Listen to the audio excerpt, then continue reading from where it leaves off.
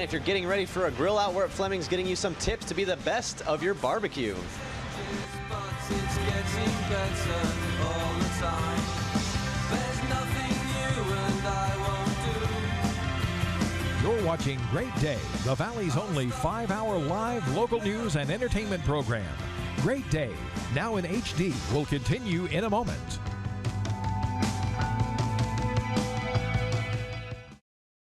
With warm weather on the way for several months, many families may be heading to the backyard for some of their meals to show their barbecuing perspicacity. Ooh, very good. You used the word of the day. I use the word of the day. What do I get? I see what you did there. Yep, can't fool you. No. Hey, Clayton Clark is live in Fresno getting some tips to be the best at barbecuing. Good morning, Clayton. Good morning, Kim and Kopi. Hope everybody's waking up with an appetite today because we are talking all about grilling this morning. We are getting some tips from Tony Gomez, the chef partner here at Fleming's, about ways to conquer the grill. And we're talking about cuts of meat, getting a little education for you. All right, Tony, so explain a little bit about these different cuts of meat we have right here. Well, as a steakhouse, we have to have different types of cuts, obviously. A lot of people have preferences on their steaks. You're looking for flavor or you're looking for tenderness. We have different cuts, like our filet mignon right here. You're looking for the most tender piece of meat. If you want to go into more flavor, you can jump into a New York steak, which is going to have some tenderness and flavor into it. But if you want the most flavor and most juiciest steak, you go with a ribeye. We have two versions of our ribeye. Will be the regular, ribeye steak, or you can have it with a bone. The bone actually gives it, more flavor into it. So this is our most flavorful, cut of steak. The most flavorful, just kind of steak you can get is a bone-in ribeye. Absolutely. Interesting. All right. And what's the biggest difference you would say in between all the different cuts of steak? Well, it's just flavor profile and tenderness. I mean, as prime steaks, obviously that's the best steak you can have, and it's going to have all the flavor and the tenderness you're looking for.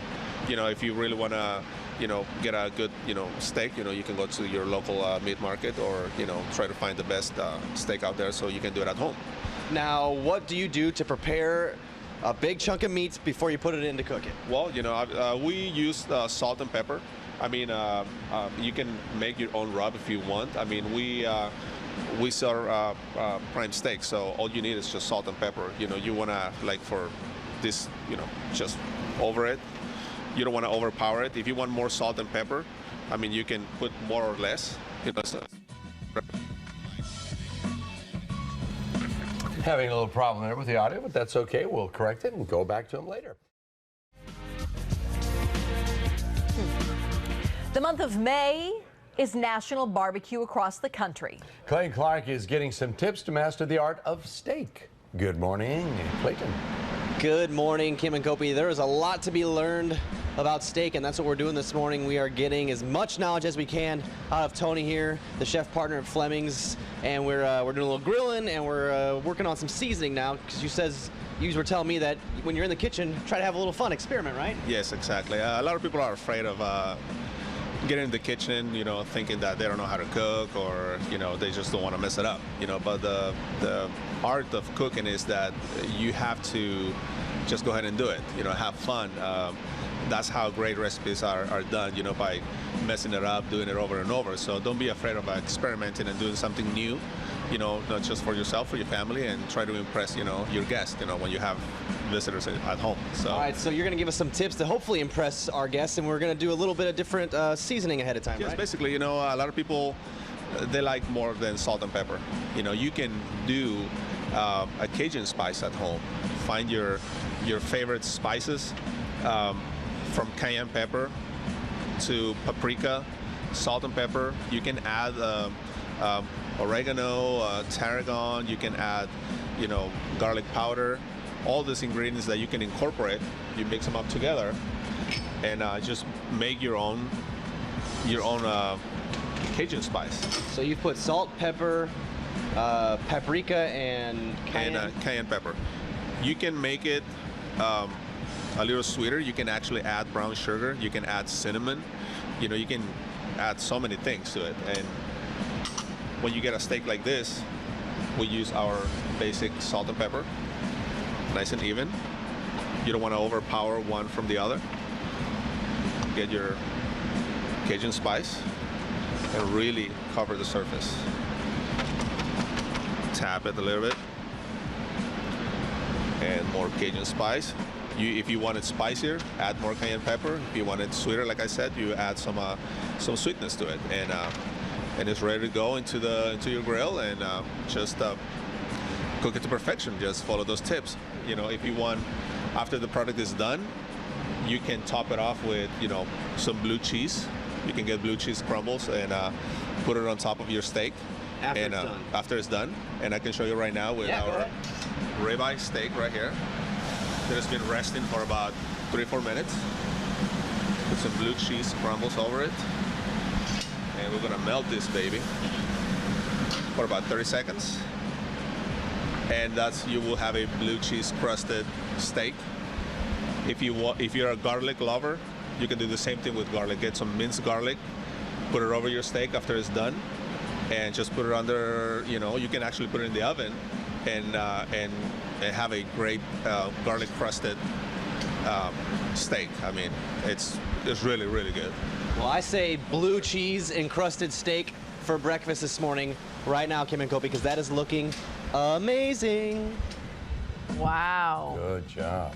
Man. Oh, I want. Appreciate it. Oh, took it away. Almost had it. 8:32 now.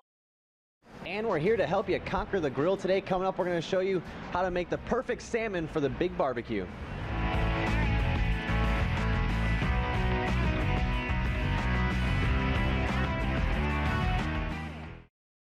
Hey, with warm weather on the way, for several months, many families may be heading to the backyard for some of their meals. Clayton Clark will probably be there. No, I mean, he's getting some tips to be the best at barbecue. Good morning, Clayton. Good morning, Kim and Kopi. It is getting nice outside, and that means some meals may be moving out that direction. And so we're here to help you if you plan on busting out the barbecue. We are getting help from Tony Gomez, a chef partner at Fleming's, and we've done a lot of meat so far this morning, but we've got some help with fish, and you were telling me there's basically 2 types of salmon out there, right?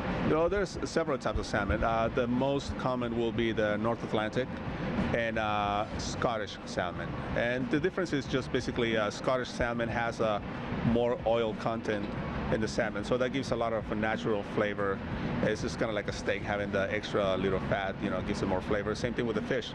The more oils, the more white lines you see on your salmon, the more flavor you're going to get out of it. So that's a good thing to have those white lines. It's a good thing, yeah. Naturally, salmon itself has their own flavor profile, and it's actually very tasty, very good.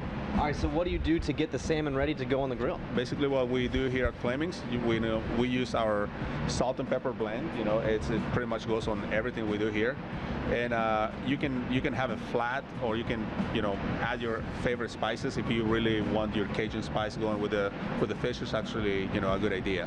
So salt and pepper is pretty basic, and you will get the flavor you want. All right, now what are some things you should be thinking about when you throw it on the grill? Make sure your grill is nice and in oil, so that way your fish is not going to stick. Exactly. So once you put it on the hot spot of your grill, so that way you get some nice grill marks. Try not to play with it so much so it won't break, it won't separate. So just make sure to just flip it once, just like a steak. And once you flip it, put it back on the coolest spot of your grill, so that way it'll cook slowly and it'll be just right. So we're going to show you a little final product over here. Now, how can you tell when you know, salmon's done? You know, there's different ways for steak. Is it different, similar? Yeah, salmon cooks a little bit faster. So you're talking about anywhere between, you know, just 7-8 minutes, you know, your salmon should be done. If you want to bake it, you put it in the oven for like 4 or 5 minutes, it'll be done. Salmon cooks pretty fast. Here at Fleming's, we have more than steaks. We have also seafood. Right now we're featuring salmon with a tropical mango salsa. You know, it's like a homemade salsa. Sometimes you have fruits at home and you don't know what to do with them. Just make a tropical salsa. Just get some onions, tomatoes, cilantro. You want extra kick into it, just get some jalapenos in there. Just dice them up, put them in there. Right now we have mangoes over here, so we want to feature something, you know, with summertime. You know, we want something fresh. So you said if you have like peaches sitting at home, that could also be used? You can use pineapple, you can use peaches, you can use oranges, and just top it off. Just be creative, you know, don't be afraid. I mean, this is actually fun. This is actually very tasty, very fresh. If you want something else besides steak, this is a good option. Very, very good looking option. So I hope you were taking notes on Tony's tips. Remember, only flip it once because it's very delicate, and oil the grill as much as you can so that it doesn't break apart, and you can have delicious salmon for those of you that aren't big steak lovers. Kim and Kopi. Thank you. Okay.